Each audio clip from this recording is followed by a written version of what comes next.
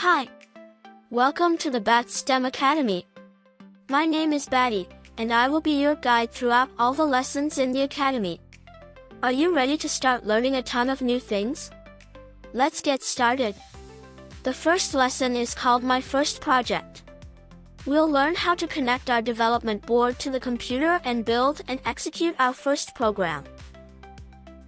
In this lesson, we're going to learn how to use the block development tool from BatSTEM and control the internal LED of the development board. For this, we'll need the following materials: ESP32 development board and USB connection cable. Before diving into the program, let's learn some interesting facts. Throughout this course, we'll be using a development board based on a chip called ESP32. Despite its small size, this chip allows us to do many things because it's essentially a small computer. These types of devices are called SoCs, which stands for System on a Chip. They are called this because they integrate all the components of a computer. A microprocessor to run programs and perform mathematical calculations.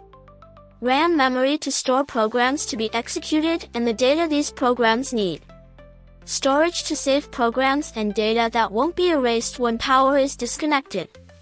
Input and output ports to connect external devices like switches, LEDs, sensors, motors, and other complex electronic devices. And Wi-Fi and Bluetooth connectivity to connect the device to mobile phones, tablets, or even the internet. All of this allows us to program our chip so it can operate independently without needing to be connected to a computer. Now it's time to get to work, isn't it? Let's build our first project. First, we need to access the BatSTEM development environment. Open your browser and go to ide.batstem.io, then log in with your username and password. If you don't have an account yet, you can register. Once logged in, you'll see the development environment. At the center is the workspace where we'll place the different blocks that will make up our program. On the left side, vertically, is the toolbox.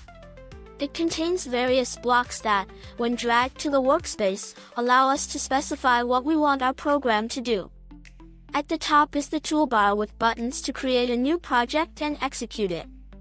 It also displays information about the selected board model, the project name, and the current user's name. In the upper left corner, there is an icon with 3 horizontal lines to access a menu that lets you manage your saved projects.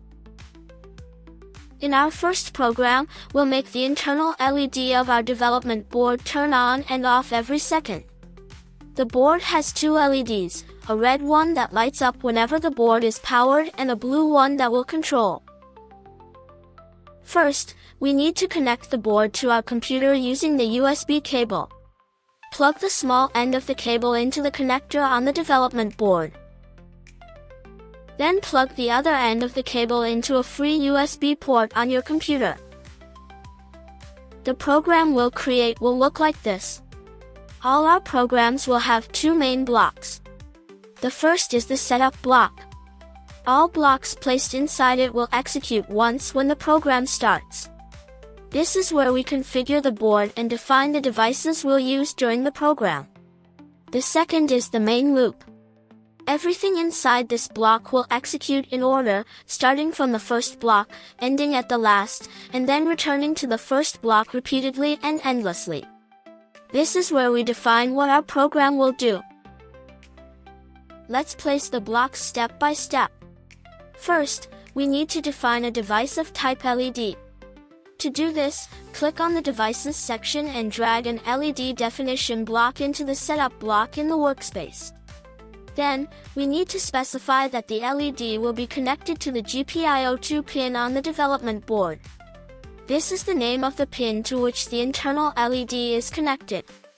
Once our LED is defined in the Setup block, we'll make it turn on and off every second. This will be done in the main loop. First, we'll add a block to turn the LED on. Click on Devices, select the Set LED block, and drag it into the main loop. To turn the LED on, we need to specify 100 in the block. This means turn on at 100%. After turning the LED on, we need to wait for 1 second. To define a waiting time, click on Time and drag a wait block below the one we just added. Since we want to wait for 1 second, enter 1 and select seconds from the drop-down list in the block. The next step is to turn the LED off. Add another set LED block, but this time set the value to 0.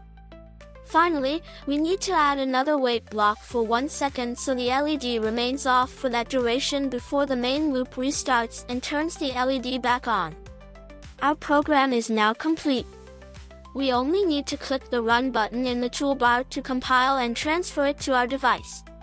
If it's the first time pressing Run, a window will appear asking us to select the computer port to which our board is connected. Select it and click Connect.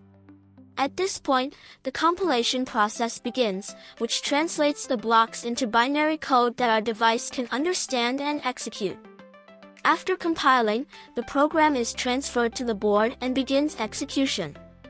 If everything went well, you'll see the blue LED on the development board turn on and off every second. And that's the end of this first lesson. I hope you enjoyed it. If you're eager for more, I recommend checking out the written version, which explains everything in greater detail and includes additional exercises to practice what you've learned. See you in a new lesson. Bye.